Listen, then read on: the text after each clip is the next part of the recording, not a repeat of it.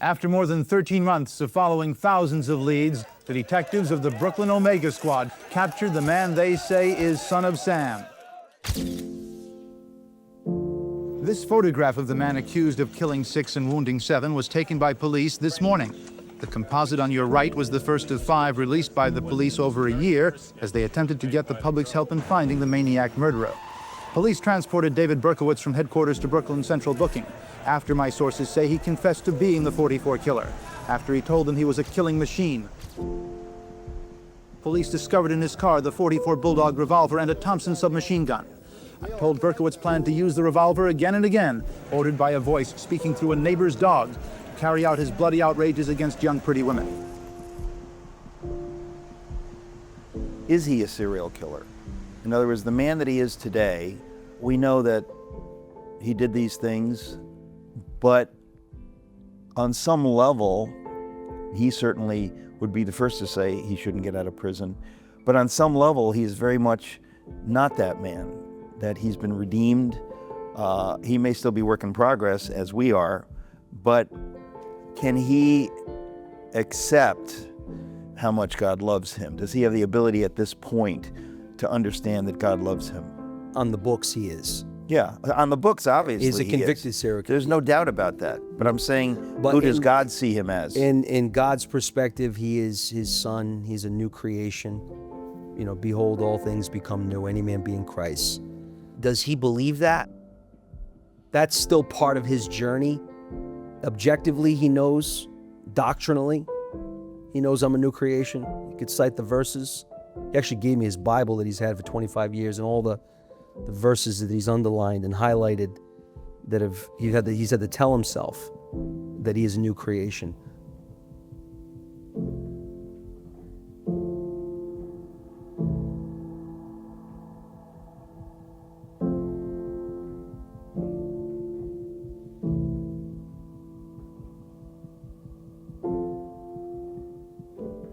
Typically, we frame Socrates' conversations with a question.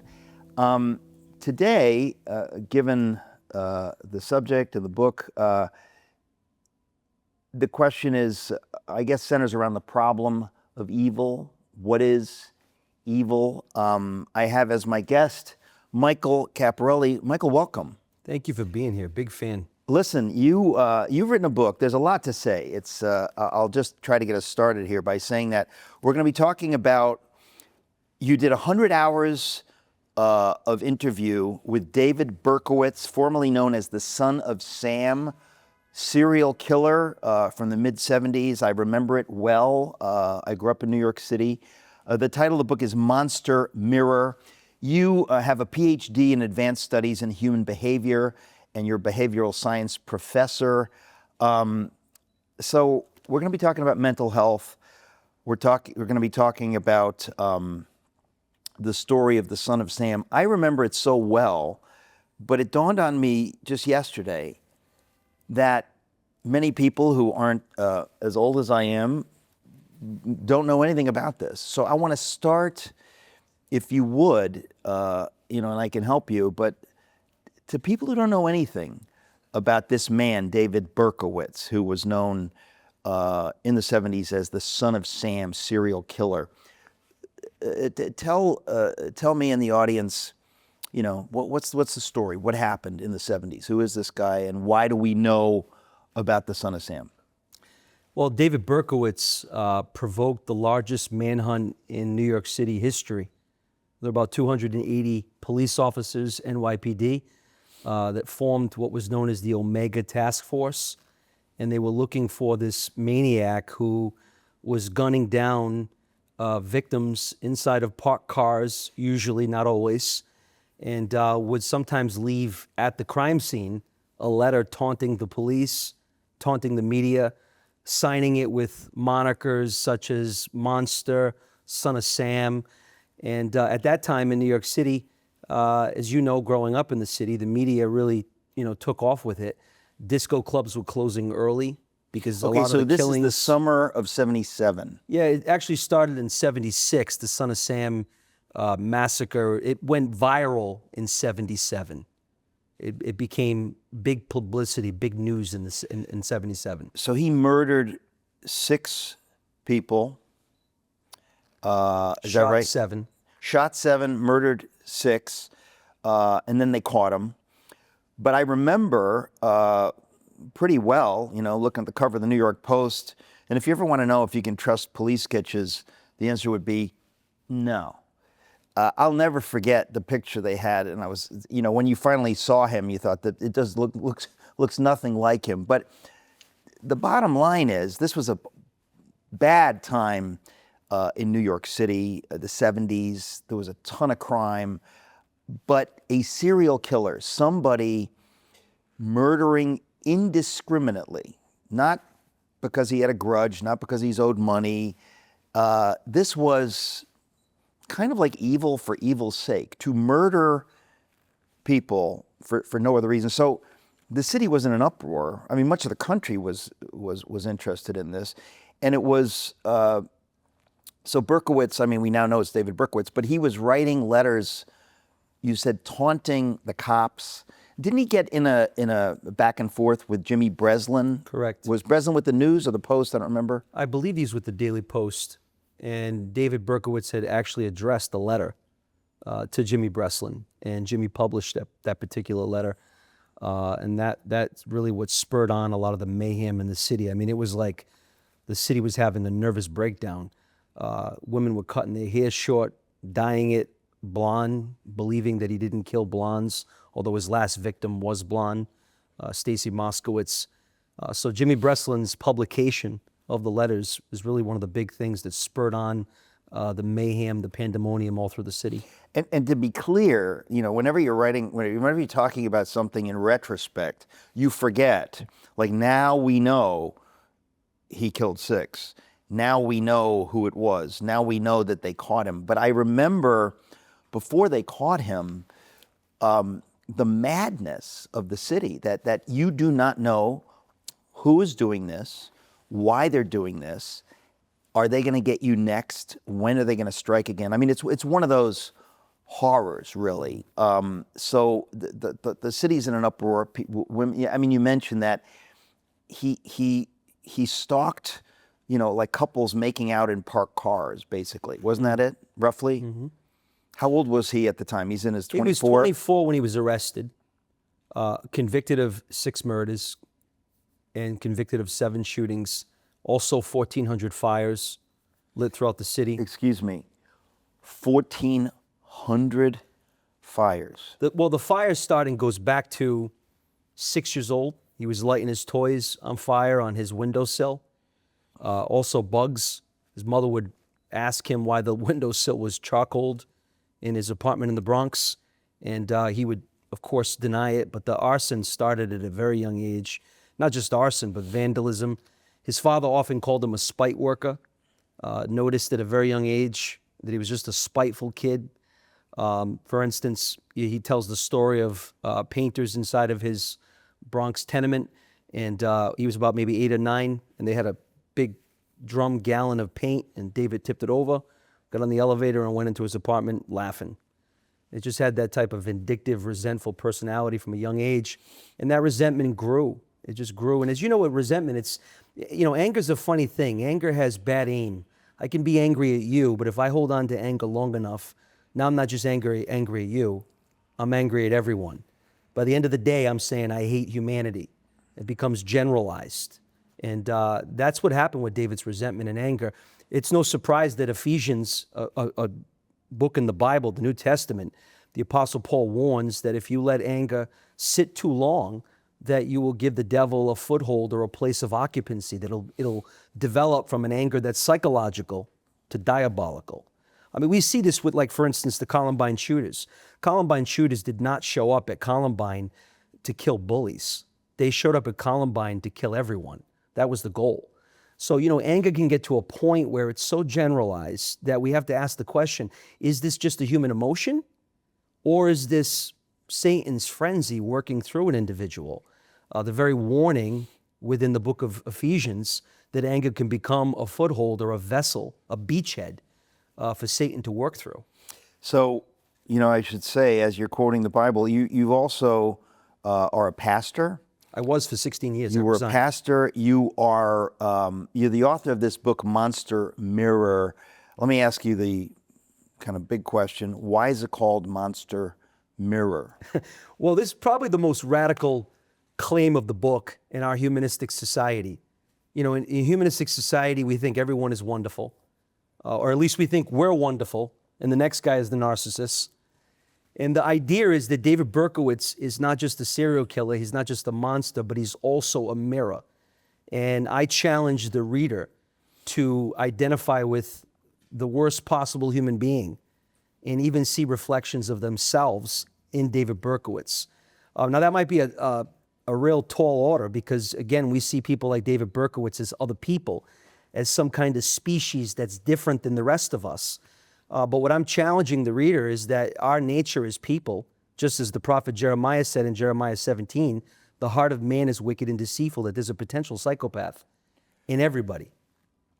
I know you're not talking about me. No. That's the only way I can process Well, not this. me, not us, So, but them. them. So, all right, the story of David Berkowitz, there's so much here. So I just want to say that it came to my attention some years ago. I've corresponded with David Berkowitz, the former son of Sam, because I had heard through some friends, our mutual friend Don Wilkerson, the pastor who married my wife, Suzanne, and me, that this serial killer, this monster, had come to faith in Jesus in prison, that it was genuine. We now know that that's true, but when you first hear that, it's hard not to be skeptical. So I want to get to that because we're talking about evil. Then the question is, what is the answer to evil? Is redemption possible? But you really have to talk about something which you alluded to, the uncomfortableness of modern secular society to deal with things like evil, because it points beyond this world. If you're talking about goodness pointing to God, evil points to the satanic. A lot of people are uncomfortable with those categories, and so they have this materialistic view of the world. But if you have a materialistic view of the world, there's no place for evil. You just say, oh, it's behavioral. He was made to do this because of the way he was raised, or whatever it is. Or you give it some term. You say, well, it's schizophrenia, or it's this, or it's that, or it's this complex or that complex. When you talk, I know that David Berkowitz, as a young man, was involved with a satanic cult. Genuine. He's talked about this a lot. You write about it in the book. But when you describe him, at age 8, behaving in a way most 8-year-olds, devilish as kids can be, don't do some of the things that you say that he did. Is there any clue? You interviewed him for 100 hours. Any clue to what was going on in his family? Was he abused as a kid? I mean, for kids to behave, that wickedly, you always wonder, was there something behind that? Because I would suspect there was. Well, the trap that we have to be careful for is causal reductionism, to take a complicated phenomenon and to reduce it to one single factor. Our lazy minds as a society do that. We look for, was he sexually abused? Did this happen? Well, not to excuse it. No, not because to excuse. we know Hitler was brutally beaten by a cruel father. Yes. Doesn't make anything that followed justified, but it does help you understand the development of a soul. Listen, the whole book is based on shedding light on the situational factors. My point is, we can't find one thing and say it's this one thing. That would be as silly as playing the game Jenga and the tower collapses and you blame the last block and say, well, the last block is what caused the collapse of the tower. No, it was a buildup of blocks. So in answering the question, what made a little boy into a serial killer, what turned young David into the son of Sam, answering that question, you can't fall into the causal reductionism trap where you're reducing a complicated phenomenon to one block. It's a buildup of blocks. Each chapter describes one of those blocks. I called it a recipe for violence. And in a recipe, there's a series of ingredients. Some of the ingredients that I found in my thematic analysis, collecting data for 100 hours, the themes that kept surfacing were isolation, shame, resentment, abandonment trauma, cognitive distortions. So I describe each of these ingredients, I named half of them, in the book to talk about how when these things come together in the life of David Berkowitz, and as you said, making no excuses, but providing some explanation, shedding some light on situational factors so any mom reading the book, any teacher reading the book can say, you know, let me learn from this. God forbid my son should turn into the son of Sam. So you're right, there are no excuses, but there are some explanations. It's just those explanations can't be blamed on one single Right. block. If the Jenga tower collapses, Right. it's because of a buildup of blocks. I've had the privilege of knowing Dr. James Dobson, who interviewed Jeffrey Bundy. Ted Bundy. I was going to say Jeffrey Dahmer. Ted Bundy,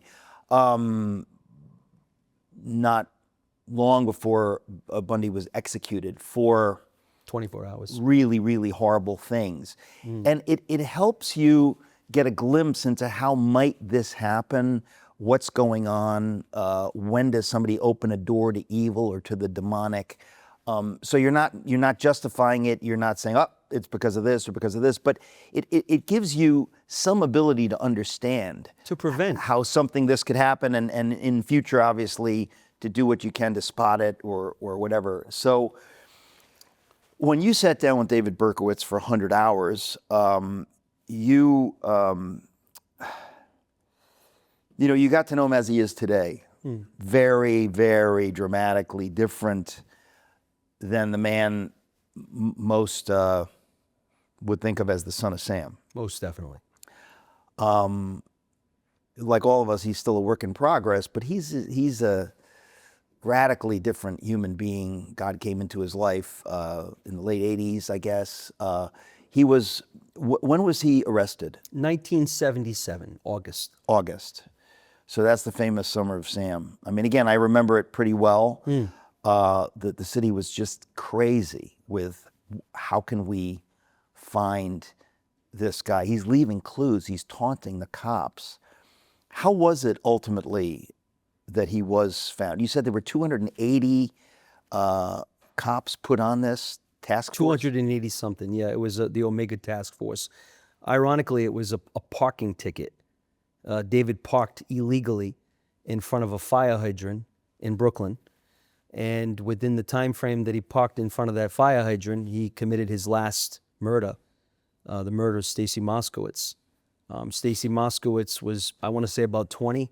She left the house that night. Her mother, Nisa Moskowitz, who was a public enemy of David for many years, I mean, for legitimate reasons, she said, "Stacy, please be careful." And Stacy said, "Mom, don't worry, he's not hunting blondes." Well, now, wait a minute.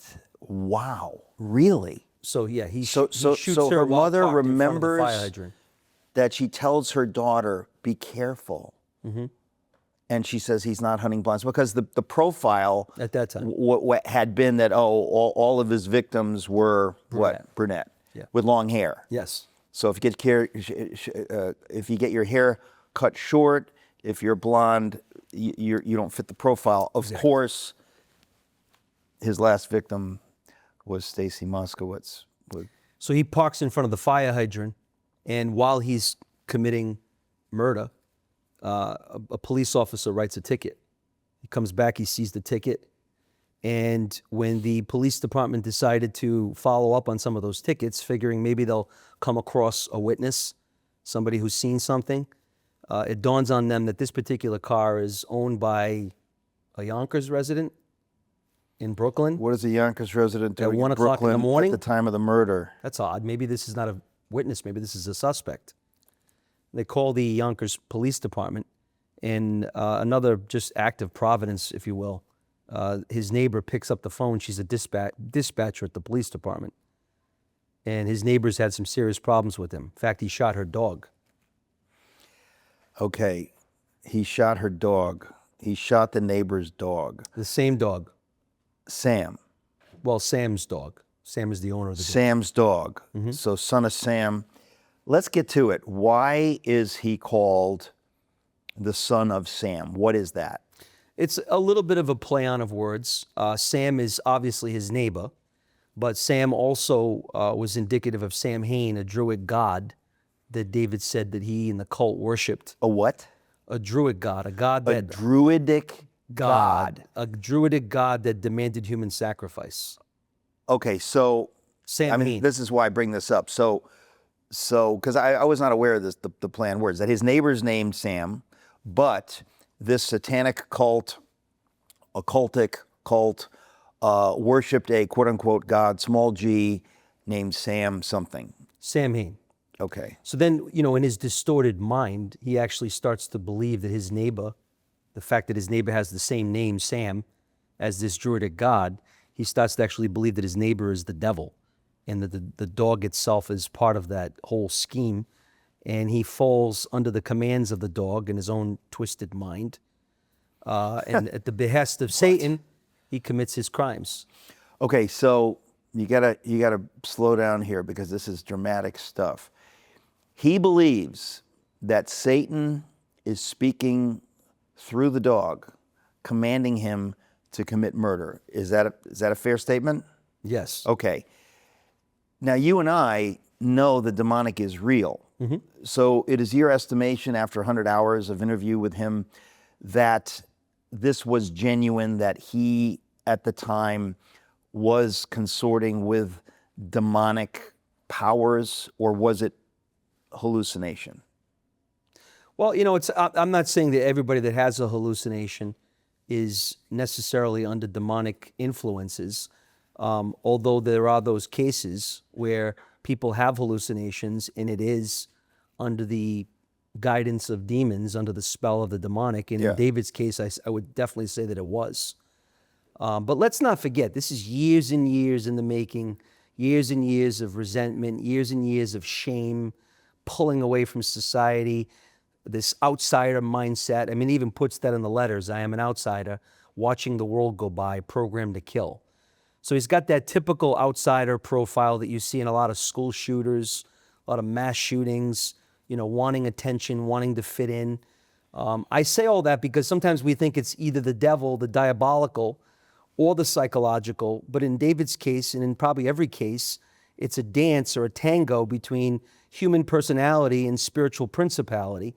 And when these two things come together, the devil's not making David do it without David over a series of choices. The devil knocks, and David's letting the devil in.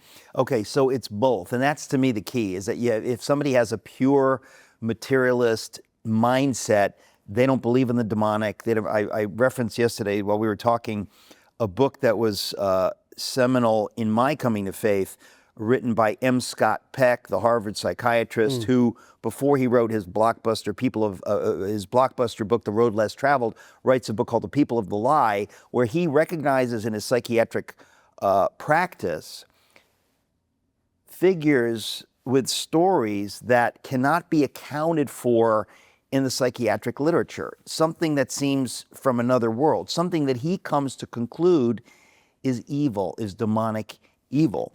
And so there's this reality of evil. If anybody who claims to be a Christian reads the Gospels, Jesus did not cast out metaphors. He cast out actual demons. We believe in the demonic and the angelic. So it's often a combination. So in the case of David Berkowitz, he's a young man. Part of what gets him going down this path is he gets involved in playing with the occult, something satanic. When did that begin for him? Tell us a little bit about that. He actually served 3 years in the military. He was overseas in Korea and during the Vietnam War, the end of the war. He was also in the South in Fort Knox. And when he comes home, he's looking for friendship. He's hoping that some of the kids from the neighborhood are going to be there to meet him, maybe even greet him, maybe even hail him as being a war hero. But instead he finds he's all alone. His friends have, started families, and he's by himself. And that theme of isolation keeps popping up. So this is around 1973? 1975, 74. Oh, so 75. that late. Okay. Yes. So he comes back. Comes back. He's looking for friendship, looking for community. And he finds what? Finds nothing. In fact, his father at the time was moving to Florida because his mom had passed right before he went to the military, a couple of years before.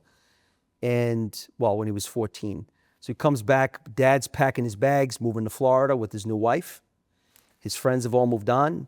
David's in that place of just isolation, feeling very resentful at life, at himself. The military was a big disappointment. He was hoping to find more significance in the military, but it was pretty humdrum where he was stationed. And in that time, he meets a group of people. He was at a party in, I believe, Pelham Bay. And the people that were at that party, he was asking questions about the occult.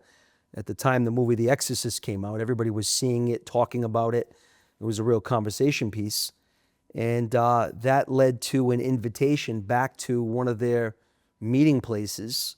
They were meeting in several parks in the city where David witnessed some occultic activity like the sacrifices of animals. The killing of animals. Correct.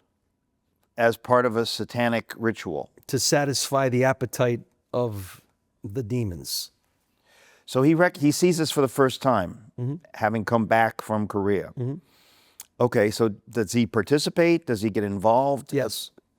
To what extent? Well, that's the thing about David Berkowitz, is all throughout his childhood, he's got, people have a profile, a modus operandi, the way they do things, call it habit. And David had a modus operandi from the time he was a kid that he was a part of a group. Like, for instance, he was a part of the Volunteer Fireman Club. They're helping the local firemen put out fires. But then alone, he's lighting fires. So he's a part of a group, but he maintains this sort of rogue status. He's never fully socially assimilated. And he said, I could never bond. I always felt like I was on the fringes of every group I was a part of. Same thing with the cult. He's meeting with the cult. They go so far, but David's always willing to take it further than everybody else. Even when he was a kid, he said, we used to go riding bikes through the Bronx. He said, my friends would stay within certain parameters. Mom calls them into the house, and I take my bike all the way to Connecticut, Cobb from the Bronx. When I heard that, you said that yesterday miles. on my radio program, I thought, what? Like, that's not, and he was what, 8 years old? Maybe 10. But I mean, that's just crazy. What kid would ride his bike 40 miles away from home? Very extreme personality from the time he was young. So here he is, a part of the cult, but when he's on his own, doing his own thing, he's taken these sacrifices to another level. Okay. He's not going to just give the devil an animal. He's going to give the devil a human being. So for him, the devil was real and he wanted to serve the devil? I think at the heart of it all, because the heart of the matter is always a matter of the heart. And the matter of the heart for David was wanting a sense of significance. He derived a sense of importance in being a soldier of Satan. It's a very phrase he uses to describe himself. He described himself as a soldier of Satan. Wanted attention. For him, it's real. For him, it's real. But I'm saying, when you say wanted attention, is this to impress the other cult members? Possibly. Didn't say that specifically. I've had my own guess on that. I've thought just that thing you just said. But he's a little reluctant when you get too deep into the actual occultic activities and what was happening. So even after 100 hours with you, he's hanging back on some of this stuff. Oh yeah, you don't get, listen, only on the day of judgment are we going to have full disclosure. For now we know in part and we see in part. I believe the 100 hours was very valuable and a lot of data surfaced, but there's still information that is yet to be known. The ego is a very fragile thing, and there's so many defense mechanisms we develop as a human being. The old metaphor of peeling back an onion to really get to the core of someone, that takes time. It took a lot of time for David to come to the conclusion of what he is, who he is, what he did. Even in the time that I met with him, there was some real moments of meltdowns. When David talks about the murders, he gets this vein that bulges across his forehead like he's deadlifting 300 pounds, and he just starts sobbing. Not a manipulative cry. A cry you can't fake, one that comes right from the gut. And I'm going to put my hand on his shoulder because the trauma that he inflicted on an entire city is also a trauma that he inflicted upon himself. Just as sadistic as he was masochistic. And he lives with that trauma. and it's not an easy subject. It's not, some people get aggravated with him. Well, why doesn't he go on TV and talk about the crimes more? He doesn't have that callous kind of personality. And I know there are many serial killers that can do that in a very matter-of-fact, callous manner. But David has had his conscience awakened, and he is, believe it or not, an empathetic individual, which flies in the face of the psychopathy criteria. Well, look, I want to be very clear in case I didn't make it clear enough a few minutes ago. He gets arrested in 1977. About 10 years later, or 11, he genuinely comes to faith in Jesus Christ and begins the process of sanctification. So he is, according to how I would put it, he's a new creature. He is not, when you think of people interviewing, whether it's Charles Manson or Bundy or Jeffrey Dahmer or any of these figures, none of them had the experience that David Berkowitz did in repenting of his evil, giving it to Jesus, wanting to live his life dramatically differently. So it's obvious that he's not yet perfect, but he's a dramatically different human being than the man who did this stuff. I mean, I would say from a clinical perspective, okay, if he sat with a clinician, they would say that the old David Berkowitz was probably antisocial personality disorder, the cultural construct, psychopath. And you look at that criteria, what a psychopath is, what it entails, and then you look at the man he is now. And even though the data says psychopaths make very little headway in therapy, they don't change. I mean, cancel culture will certainly say they should just rot in hell and die, but even the therapeutic community's given up on them. And then you look at David and you see the characteristics of empathy. Very empathetic individual. He can tell you the name and the stories of so many people in that prison that he prays for regularly. He'll ask me questions if I tell him someone in my life that needs prayer. He'll ask me with first name, with details, how are they doing? Pray. He'll stop and pray for them. I've seen letter correspondence between him and suicidal teenagers. People write him from all over the world. He gets 200 to 300 letters a week. And they write him because they figure he's a place where there are no stones to throw. How would David Berkowitz judge me? So they tell him secrets. He writes back very compassionately. He's talked people off of ledges.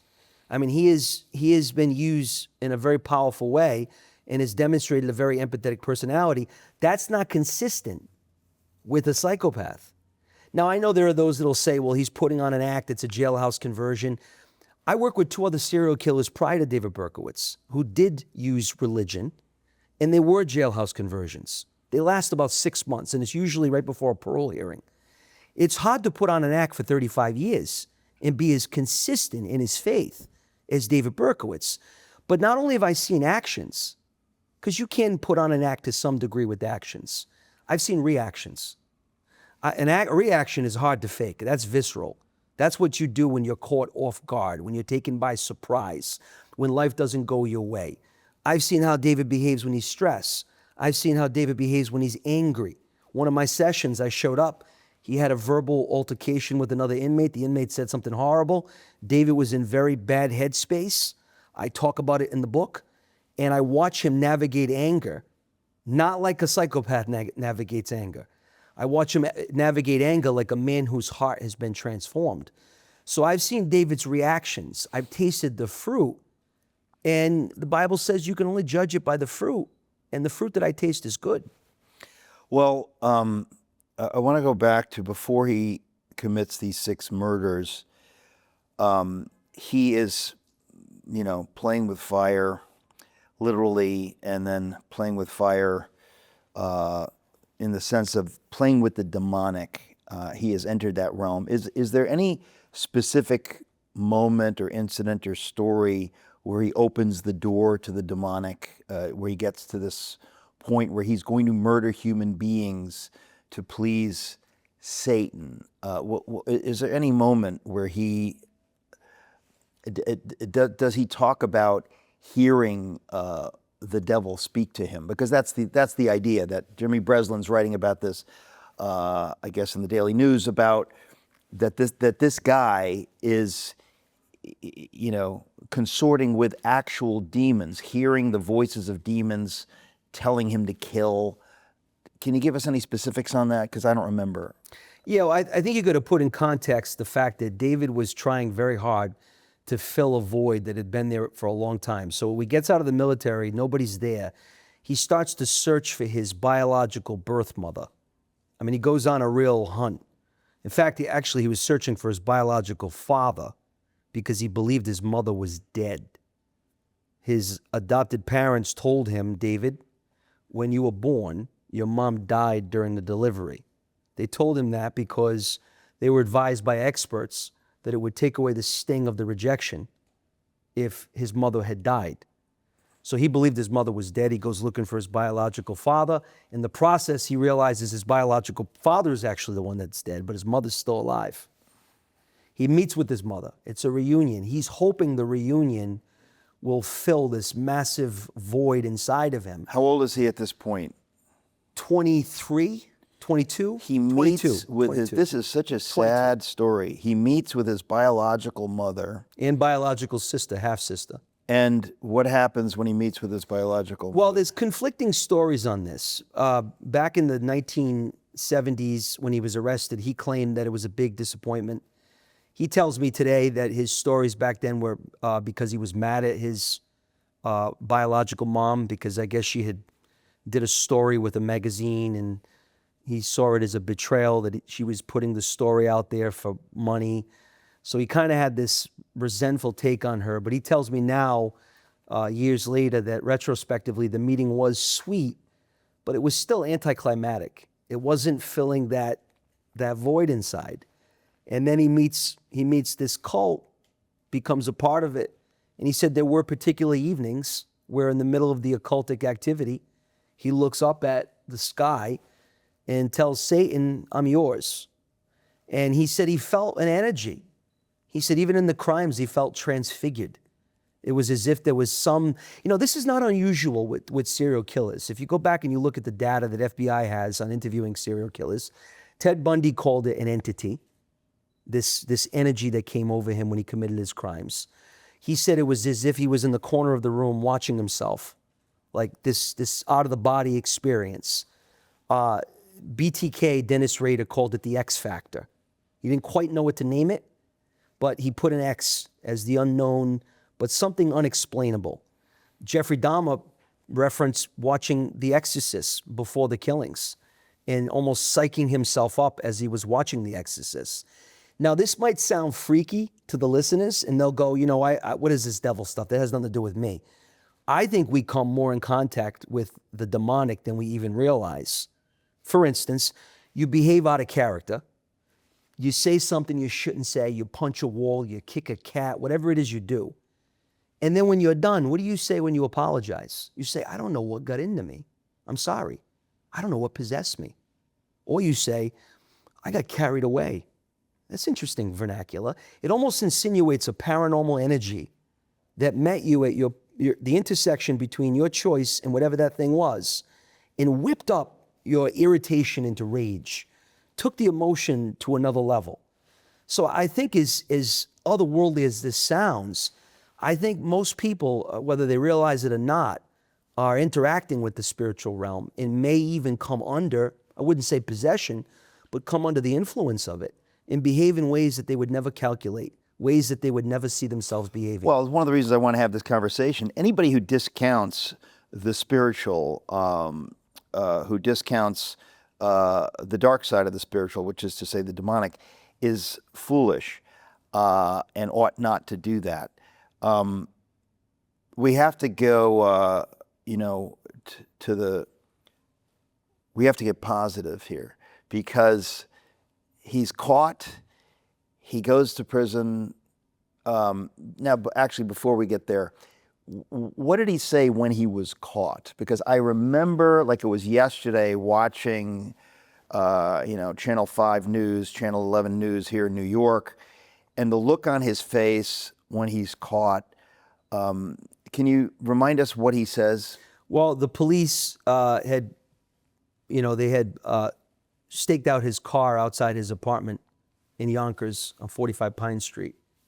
And I guess they were poking around in the back seat, and they saw in the back seat some artillery weapons, guns. And they had also saw, I believe, a letter that was going to be mailed, and they knew that they had the right car. This was the suspect's automobile. So they waited, and he had come out of his apartment building carrying a brown paper bag. In the brown paper bag was the infamous .44 caliber. Okay, because he was also, I forgot to say, called for a time. He was called the 44 caliber killer. Yeah, that's right. So he gets in the car. David tells me that he was on his way to commit a mass shooting.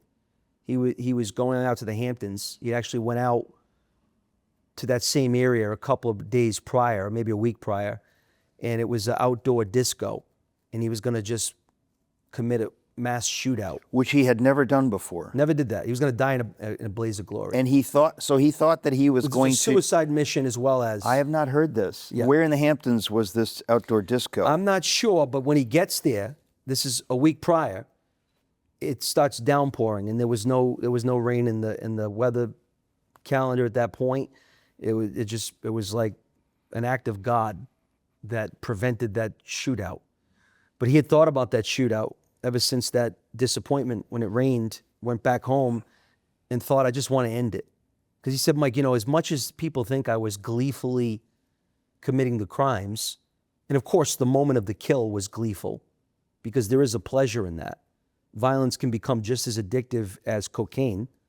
I mean, the neurochemistry behind it is very similar to that of using a drug. It can set off the dopamine system just like a drug can. So there were gleeful moments, but a lot of it, he said, I was just wanting to get caught. Even the parking incident, he believes, was a subconscious self-sabotage. Because David's a very meticulous guy. Very meticulous. It's hard for me to believe he parked in front of a fire hydrant, as methodical as he is, without there being some self-sabotage on a subconscious level. So he's got the police on him, and they say to him, is this the son of Sam? So this is now, he's coming out of the building with the 44 in a paper bag. The cops have been waiting a long time for him to emerge. Here he is. I don't know how long, if it was an hour or... Oh, I thought it was longer for some reason. I don't know. It might have been. I don't know the details of how long it was, but they found the car. They didn't have a whole lot of police waiting for him, believe it or not. In fact, the cop himself said he felt a little ill-equipped. But by the time he came out, they got their guns on him. He's in the driver's seat, and they asked the question... They waited for him to get into the driver's seat? They didn't arrest him before he gets in? No, he's in the driver's seat when they point the gun at him. Okay. And what happens? I think they asked the question, who do I have? And he admits who he is. He discloses who he is. Other reports say, although David doesn't remember saying this, doesn't deny it, but doesn't remember it, other reports say that he said, what took you so long? Was one of the pretty famous catch statements. Yeah. And then, of course, a little while later, coming out of the Brooklyn precinct was the infamous Mona Lisa smile, where he had a smirk on his face, and the cameras caught the smirk. And of course, it was interpreted as sort of a sadistic arrogance. Yeah. He's given some insight to the smile. He said that behind the smile was a couple of things. He said, number one, it was relief. He said there was a feeling of absolute relief that finally, the police stopped what he couldn't stop. That the police had put, handcuffs on this thing inside of him, this entity, this X factor that he felt he had no control over. Now look, when he says he had no control over, do I buy that? Well, I still hold a man responsible that gets drunk and kills a family behind a wheel.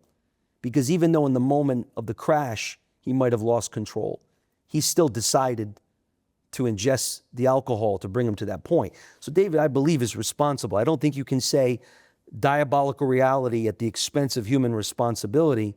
The two things have to go hand in hand. But in that moment, he says, I felt relieved. It was as if the police caught something in me that I couldn't catch.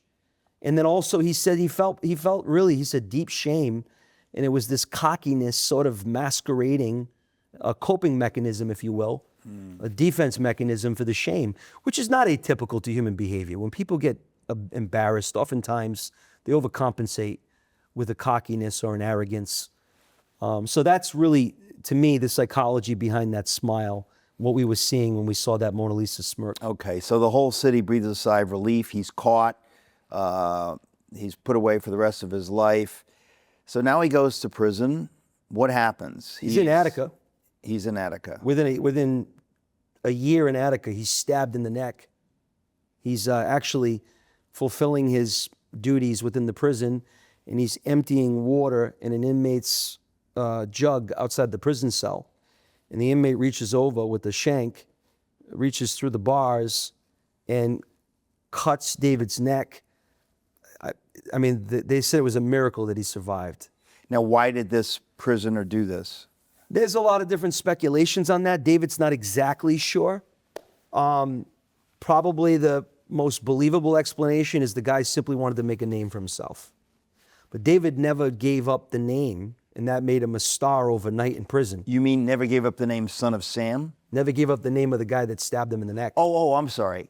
Wouldn't snitch. So he's known Yes. to be who he is, but when this guy tries to kill him and almost succeeds, David would not say that guy did it. He wouldn't reveal the guy's name, so within prison, as you can imagine in the prison culture, keeping your mouth shut, not being a snitch, Yeah. is highly esteemed. Yeah. So David, overnight, he goes from being an inmate that's continually harassed. I mean, in Attica, he had it pretty rough. I mean, they would make dog noises from the cell when he would walk by, constantly tormenting him about the demon story. In fact, it's one of the reasons why the New York Times published a story in 1979. David Berkowitz recants Devil's story. He said, I just got so tired of being harassed by the inmates with all the dog noises and being perceived as a lunatic, that I said, you know what, the Devil's story wasn't true. But then when he doesn't snitch, he doesn't give the guy's name up that stabbed him in the neck, that makes him a star overnight in prison. So And he gains respectability. the years pass. He continues to be harassed. Not so much harassed anymore. Not so now much. he's in it with the prisoners. Now because Okay. he's tight-lipped, they consider him somebody trustworthy. So what happens in the late 80s that precipitates his coming to faith? He's transferred from Attica to Sullivan County. And when he's in Sullivan County, which is upstate New York, it's in Sullivan County that a Hispanic inmate by the name of Rick, about 5 years younger than David, Rick's in his late 20s, he approaches David in the prison yard. David would take walks alone on prison nights, even in the cold. He said, I would just go for walks. He said, I was in such a dark place. I'm still practicing occultism in my cell. I still got this covenant or relationship with Satan. And I'm walking through the prison yard, and this young inmate comes up to me and hands me a Gideon Bible. His name was Rick, and says, Jesus forgives you. And I say back to him, you obviously don't know what I did. I'm beyond redemption. Jesus would never forgive me. And Rick's persistence overcomes David's resistance. For a period of 6 months, Rick meets David Berkowitz in the prison yard and continues sharing the gospel, sharing his faith. And David starts to take a liking to Rick. And as you know, people read us before they read the Bible. David's reading Rick. He's seeing his behaviors, seeing how he stands out from other inmates, noticing his peace and saying, you know, I want what Rick has. And one day he goes back, he takes the Bible, he brings it back to his cell, and he reads Psalm 34. He says, I got on my knees. I just start sobbing over the sins that I committed. That's a big deal. I mean, 5 minutes ago, he is, praying to Satan in his cell.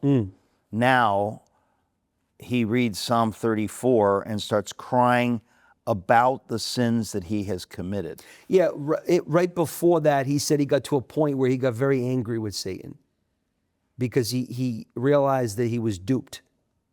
He said he actually believed at some point that Satan was going to get him out of this. And then in the process of his head clearing, this took 10 years of his head clearing, he starts to think, he pulled a fast one on me, and he's not bailing me out of this. And he took a whole lot more than he gave. Okay, this gets to the nature of evil. In other words, what evil is. It seems to me, Lie. just listening to this story, right, it is at its heart deception. At its heart. There's no truth in it. It is deception. It is a lie. It is a temptation to power that is never fulfilled. I mean, it's, when Satan in the garden says, oh, if you'll do this, you'll be as gods. Like God. So come with me, come with me. It's like the White Witch in Narnia. Oh, I'll make you, co-regent with me. It's always the promise that if you come along with me, you'll get this and this and this. And obviously, the dark forces will give you what is needed to bring you along to suck you in. But of course, in the end, you will not be ruling and reigning in any place you ever want to be. You'll be a slave in hell for eternity. I mean, it's the most just dramatic lie imaginable. But somehow you're saying that David Berkowitz, 10 years in to the sentence, kind of wakes up to this. It's just a fascinating concept that he did. Yeah. I'm sure there were things that Rick was saying too, some truths that Rick was dropping on him. Yeah. Because Rick is meeting him consistently in the prison yard, quoting the Bible. Rick knows the Bible inside and out. So in that dialogue, Rick is probably clearing the air that Satan is the prince of the air, and he's really muddied the airwaves, and I'm here to clear the air. Is Rick still living? Rick disappeared. After David gave his life to Christ, he said Rick was suddenly transferred one day to another prison and never to be heard from again. He's never heard from him again. David smiles and says, I wonder if it's an angel. Not sure of that, but who knows? But it's just interesting that we don't know who We Rick have is. no idea who Rick is. I mean, maybe if Rick is watching this particular show, he would reach out. And I'll tell you what, David's grateful for Rick because Rick is the one that introduced him to the gospel. Are you kidding? My gosh. So, all right. So he starts bawling in his cell. He said, I just cried, not because I was in prison.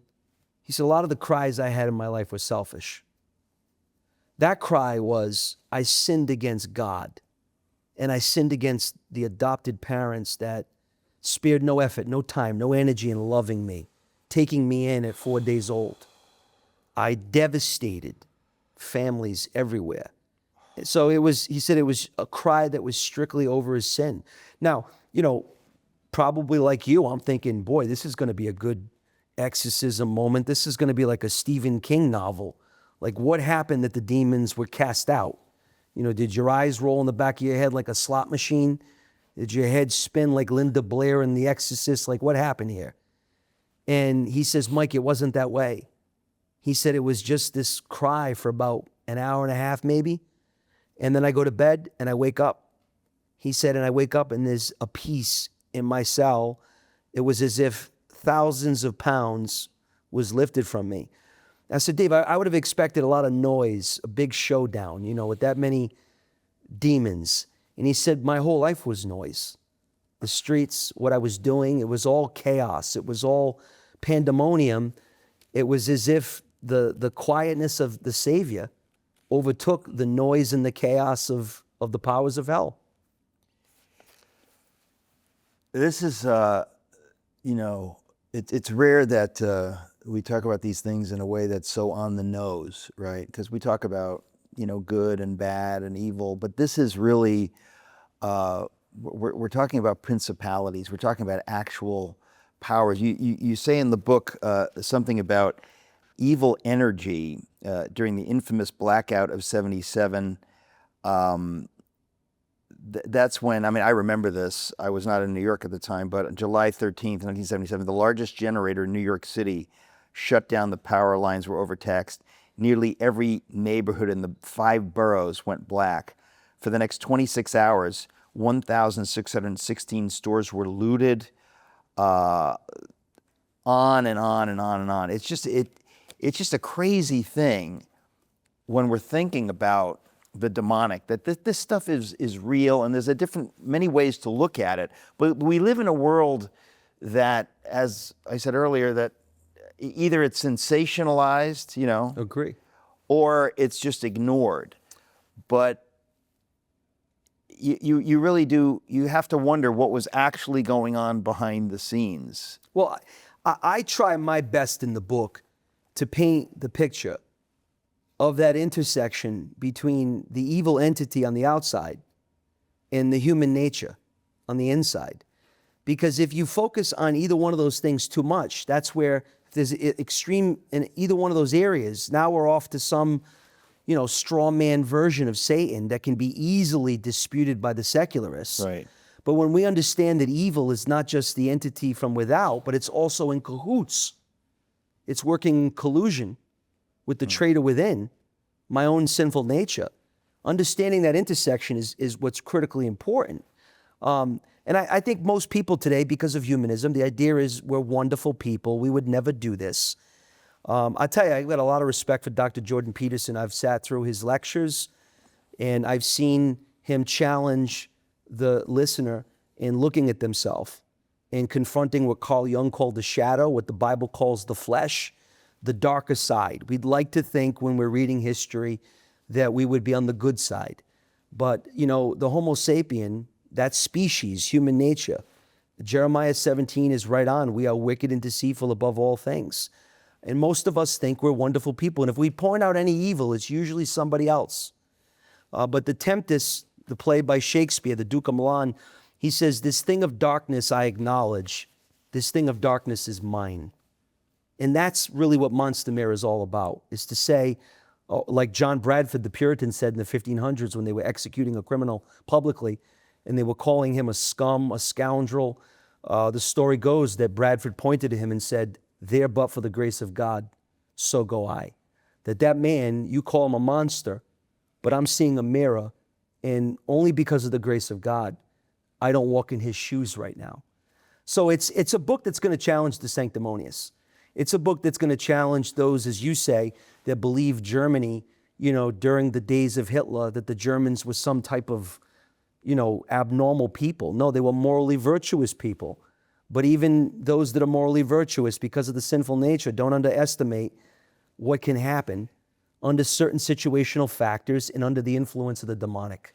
And it's a particular, think of the irony, it's a particular feature of evil that we want to put it on someone else to keep it away from us, so that we feel like I'm not like them. Virtue signal. The moment you say, oh, I'm not like them, you're more like them than they are. That's right. Okay, so Berkowitz, 1988, is it, or 87? 88. 88. Yes. Do we know when in 88? January. January 88. That's the same year I came to faith. He has this experience. What happens immediately following that experience? You said there's a visceral change. He feels it. What does he do about it? Well, he joins fortunately, there was a strong, tight-knitted group of believers at Sullivan.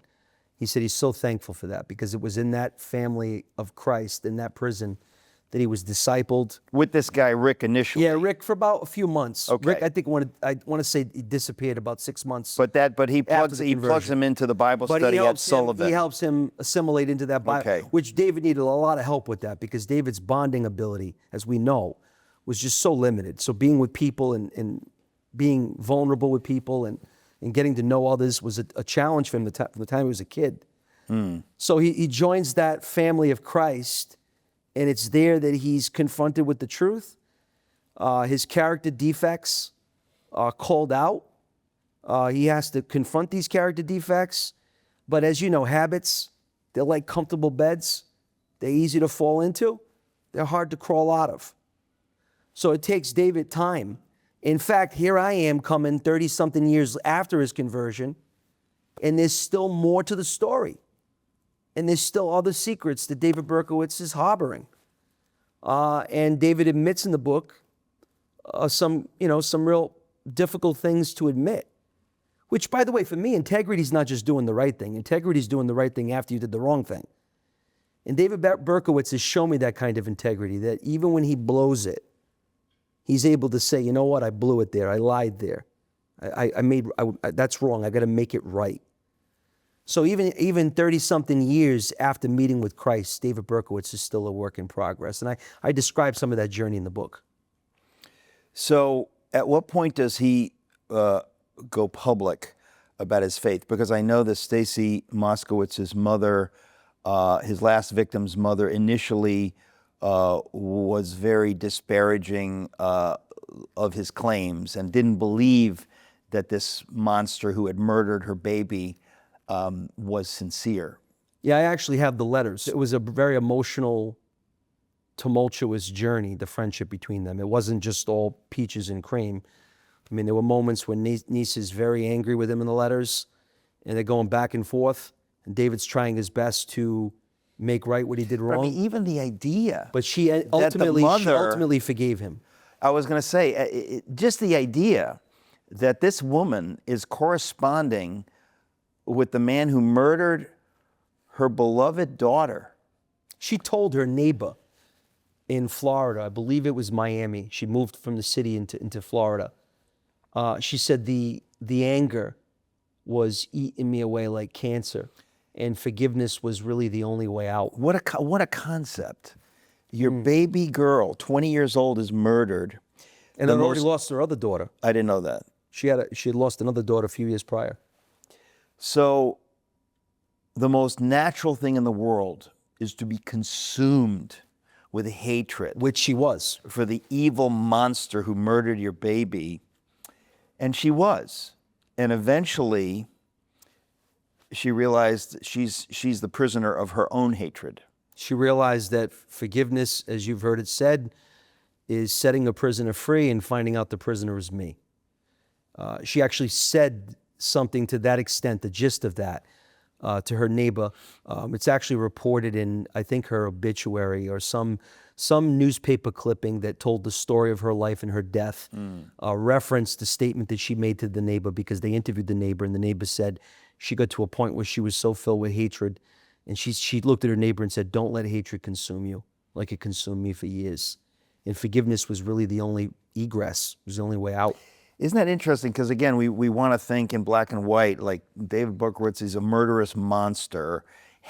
Hating him is good and healthy. And you realize, no, that is a lack of self-knowledge. To know, that's kind of the point of your book, that what's in him is also in you.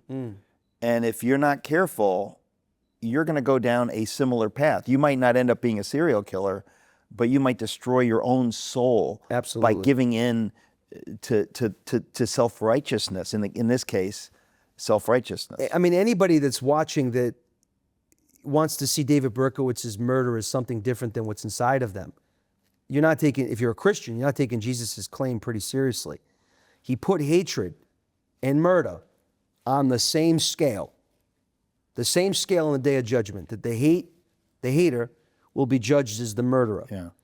So when there's equal ground between the hater and the murderer, and those are Jesus' words, it's going to really make us think, how are psychopaths other people? Maybe there are no other people. Maybe all we have is human nature. We think that there's some other nature, other thing out there. We come up with these categories. But I would argue, and I argue in the book, that no, it's just one nature, it's human nature. And maybe you're not going to become a serial killer, but spend 6 months brooding over every resentment. Spend 6 months isolating from the community. Spend 6 months justifying every wrong you do. Spend 6 months berating yourself when you look in the mirror. Watch the monster that you morph into and the person that you become. So we like to think that this is other people. I could never be that. But I would say that it's like watering a seed. We have the seedling. We might not have committed the deed of murder, but we have the seed of murder.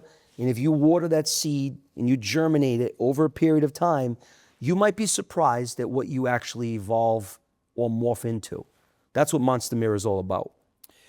Why did David Berkowitz consent to spend 100 hours with you interviewing him? Part of it with my friend Michael Francis. What was it? What brought that about that you did this with him? Well, I had just mailed him a book called Dr. Jesus. It was a book on mental health from a gospel perspective. And he read it, and he wrote me back shockingly. Now, why did I send him the book? Because I've been working with prisoners for 20 years. My dad was in prison when I was a kid. I found out about Christ in juvenile jail. So, me reaching out to David Berkowitz, I wasn't some serial killer enthusiast. I've been doing prison ministry for years. Our church that I pastored was full of people from prison. So I had heard about David. I said, I bet you David Berkowitz would appreciate this book. No idea of writing a book about him. And he mails me back in 2 weeks saying, I'd love for you to come visit.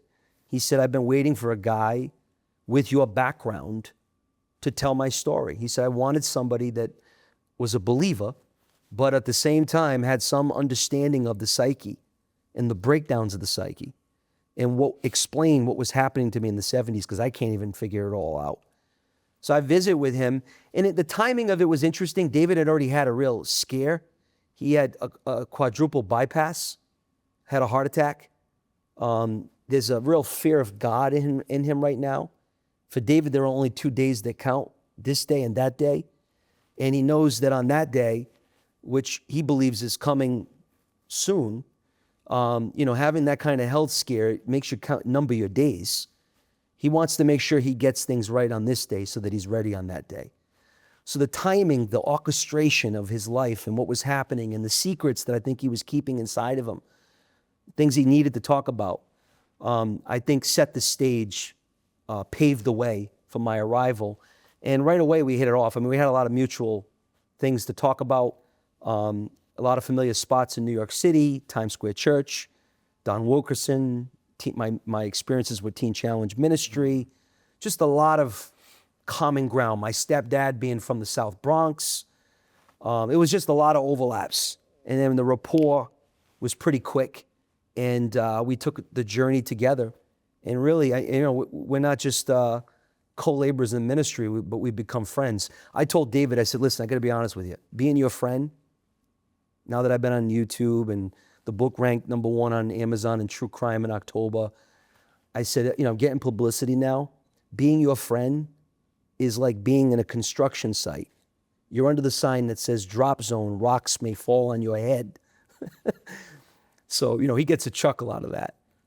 Not to make light at all of his crimes or his background, but just the idea that it's in our day and age, or our cancel culture, it's not very admirable to befriend a serial killer and to call him your friend, especially when you're at a party and your cell phone rings and, it's on speaker and it says you have a collect call from David Berkowitz coming from Shoregun Correctional Facility.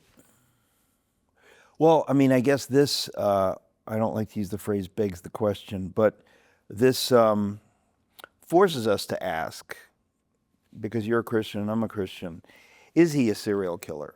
In other words, the man that he is today, we know that he did these things, but on some level, this doesn't mean that he should get out of prison, and he certainly would be the first to say he shouldn't get out of prison. But on some level, he is very much not that man, that he's been redeemed. He may still be work in progress, as we are, but, can he accept how much God loves him? Does he have the ability at this point to understand that God loves him?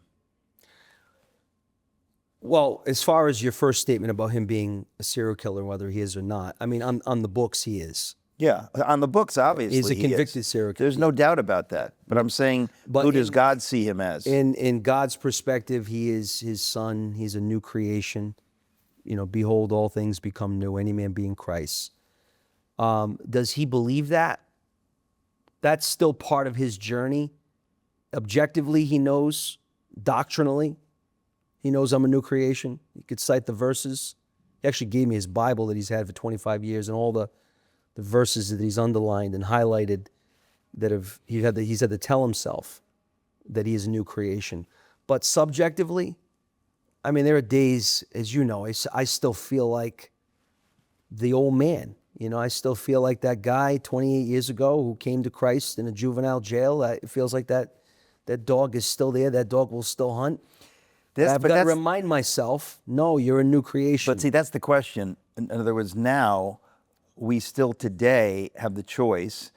Do I listen to what God says, or do I listen to what the devil says? the devil wants to put shame on me. It seems obvious that David Berkowitz is, at this point, such a humble person and so broken by the sin of what he did that there's a small temptation there to buy that lie. Yeah. It's a more sophisticated lie. It's a lie 50 years down the road that says, don't get too big for your britches, you're still the serial killer. Especially when you go back to your cell and you have a TV in your cell that's about 16 inches, 46 channels, and you put on the animal channel, because that's his favorite channel. You put on the animal channel, but then you're flicking through, and all of a sudden, there's a documentary. And what's the documentary on? The Son of Sam. So it's in your face again. Once again, you're reminded of what you did. Now, David's not bitter over that. He sort of sees that as the chastening of the Lord. He sees that as a part of God's disciplining of him. Yeah. Whom the Lord loves, he disciplines. Yeah. So he accepts that. Yeah. He's not embittered about that. Yeah. He accepts that reality. Yeah. But there lies the slippery slope. How do I accept that discipline from the Lord, but not fall into this place of self-deprecation and shame? Boy, is that a slippery because ground. that's the flip side. That's the flip side of saying, oh, I'm so wonderful. Yes. Other people are bad. How wonderful it is that I'm not like those scuzzy other people. I mean, either way, the devil will get you either way. Yes. And God calls us in the middle of that to himself. And so that's a really, it's really a picture of God's calling in each of our lives. We each have to navigate that. 100%. And each of us is tempted in different ways. Well, Michael Caparelli, PhD, we are out of time, but I have to say I'm just so grateful to you for many things, for the book Monster Mirror, but also for your willingness to go on your own journey that led you to this journey with David Berkowitz, which is clarifying, I think, for anybody, because that to be reminded that the monster could be in the mirror, that it's not, oh yeah, those serial killers, those terrible people, tremendously valuable for everybody. So thank you so much. Thank you for having me. If you think these conversations are valuable, would you do us a favor and please like this video and subscribe to this channel? When you do that, you help us get these conversations out to a wider audience by telling YouTube that people are interested in this. Also, you can go to SocratesInTheCity.com, sign up for our newsletter, and you can check back every week. There's new stuff here every week. Thank you for tuning in.